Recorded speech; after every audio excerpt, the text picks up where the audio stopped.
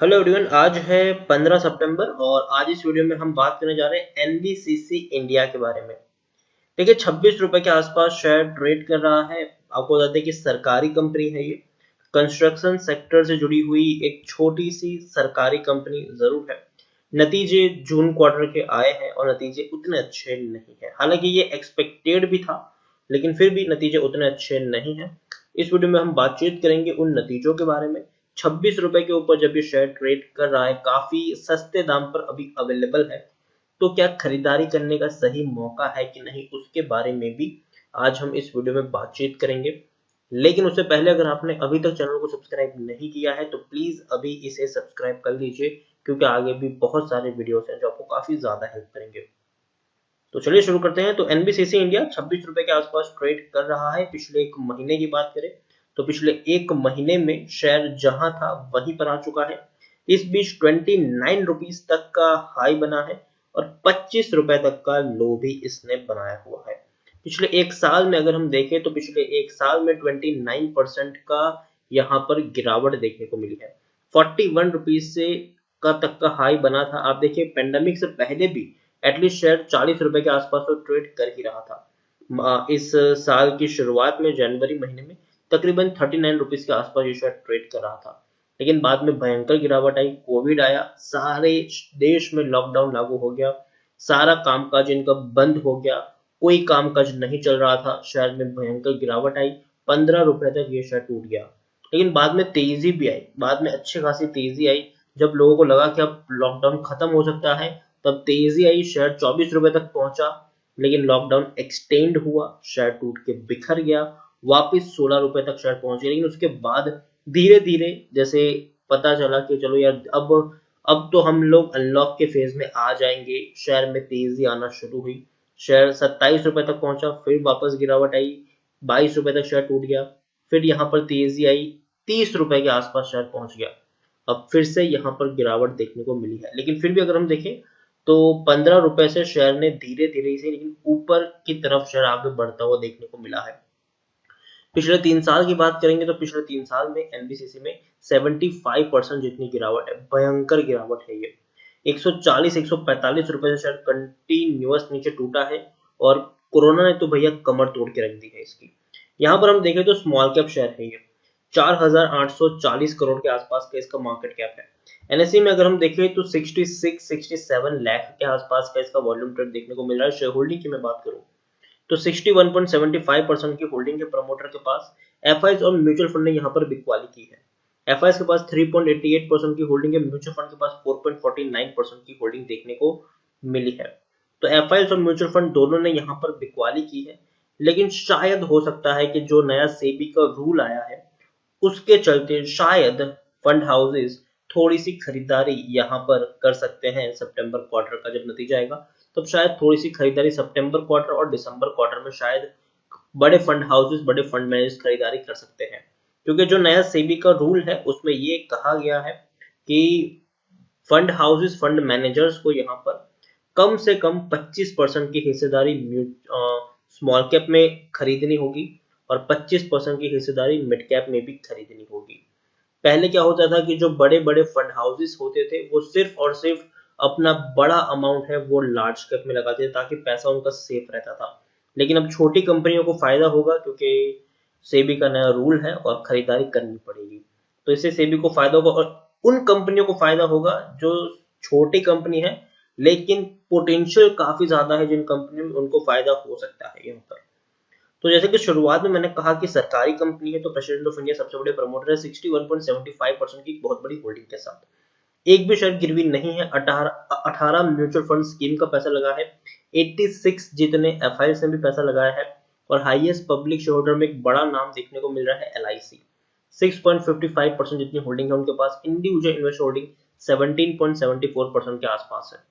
Dividend भी पे कर रहा है शेयर। पिछले साल सितंबर महीने में डिविडेंड पे किया था 65% का, मतलब 65 पैसा पर शेयर का डिविडेंड इस कंपनी ने पे किया था। इस साल पे करेंगे कि नहीं वो देखने वाली बात होगी। टेक्निकल रेटिंग अभी इनकी न्यूट्रल हमें देखने को मिल रही है।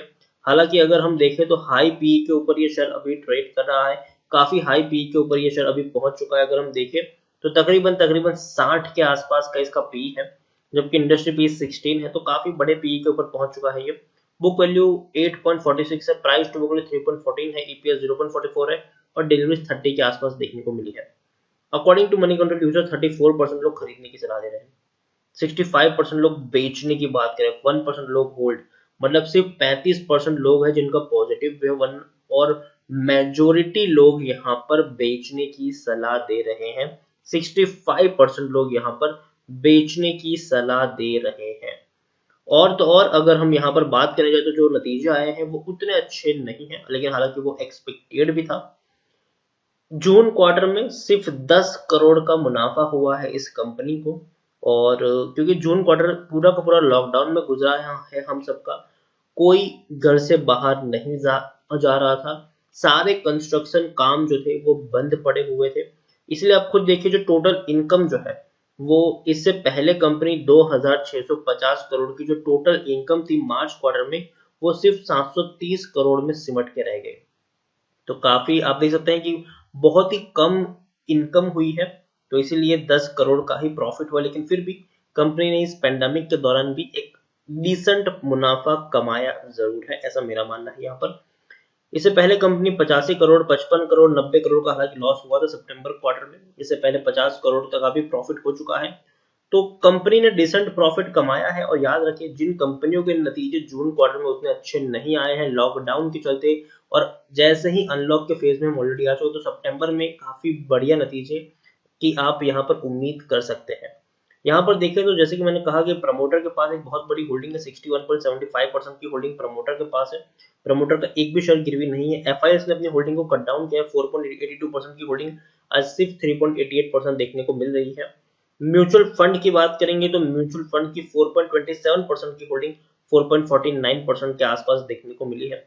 तो उम्मीद करते हैं कि शायद आने वाले दिनों में ये जो सेबी का नया रूल है उससे छोटी कंपनियों को फायदा होगा, और जिस तरीके से ये कंपनी है स्मॉल कैप कंपनी है, उनको कहीं ना कहीं फायदा मिलता हो देखने को मिल सकता है हमें। एनबीसीसी में मैं ये कहूंगा कि लॉन्ग टर्म पर्सपेक्टिव से शायद ये शायद बेटर है। लॉन्ग टर्म से मेरा मतलब और 5-10 साल बिल्कुल भी नहीं है।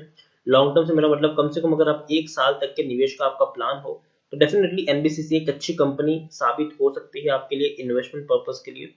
26 रुपए के आसपास शेयर ट्रेड कर रहा है, खरीदारी की है तो बने रहने की सलाह है, लेकिन इसका मतलब ये नहीं है कि शेयर यहाँ से रॉकेट बनेगा। हो सकता है कि यहाँ से थोड़ी बहुत गिरावट देखने को मिले, लेकिन आपके पास मौका होगा खरीदारी करने का। तो इसीलिए अगर फ्रेश बाइंग करना चाहो तो एक साथ एक ही प्राइस है बहुत सारे शेयर्स मत खरीद लेना, छोटी छोटी क्वांटिटी ऐड करना। जैसे कि अगर आपको 100 शेयर खरीदने हैं तो पहले से 20 शेयर ही खरीदो, फिर वेट करो, अगर 1-2 रुपए शेयर नीचे गिरता है तो और 20-25 शेयर की क्वांटिटी खरीदो, 1-2 रुपए और नीचे गिरे तो और 20-25 शेयर की क्वांटिटी खरीदो। इस तरीके से आप यहाँ पर प्ले करके चले और कम से कम 1 साल का प्लान लेके चले। देखिए अगेन कह दूं, 1 साल तक का वक्त आपको इस शेयर को देना होगा। शॉर्ट टर्म का नजरिया है तो अवॉइड करें, लेकिन 1 साल तक का अगर आपको वक्त देने का पेशेंस हो और जिस तरीके से मैंने बोला उस तरीके से अगर आपका निवेश करने का प्लान हो तो ही यहाँ पर निवेश करें। ऐसा मत करिए कि एक ही प्राइस पर आप 5,000-10,000 शेयर खरीद लो फिर बाद में कहे कि मैं इस प्राइस पर फंस चुका हूं अब क्या करूं। हमेशा याद रखिए गिरावट आएगी इस शेयर में, ठीक है, अभी भी ट्रेंड पॉजिटिव नहीं हुआ है इसका, गिरावट यहाँ पर आएगी थोड़ी बहुत, और उस गिरावट का फायदा हमें उठाना है थोड़ी और क्वांटिटी यहाँ पर ऐड करते हुए। तो इसीलिए मैं कहूंगा ज्यादा बड़ी क्वांटिटी यहाँ पर एक ही प्राइस में मत खरीदो, वक्त आपको देना पड़ेगा। शॉर्ट टर्म में कोई बड़ा चमत्कार यहाँ पर नहीं होने वाला है, काफी स्लो मूव करेगा ये शेयर, लेकिन आप जैसे देख सकते हैं कि 15 रुपए के बाद जिस तरह की तेजी यहाँ पर देखने को मिली है वैसे ही ये शेयर मूव करेगा। एक बड़ी रैली आएगी, बाद में गिरावट भी आएगी, लेकिन बाद में वापस शेयर रिकवर करके ऊपर जाता हुआ देखने को मिलेगा, लेकिन वापस नीचे गिरावट भी आएगी, फिर तेजी आएगी, फिर गिरावट आएगी, लेकिन बाद में आपको ग्राफ 1 साल बाद इसी तरीके से ऊपर जाता हुआ देखने को मिल जाएगा। तो याद रखें, अगर आप में पेशेंस हो 1 साल तक के निवेशित रहने का तो ही यहाँ पर खरीदारी करें। शॉर्ट टर्म का नजरिया हो तो अवॉइड करें, शॉर्ट टर्म में कोई बड़ा चमत्कार यहाँ पर नहीं होने वाला है।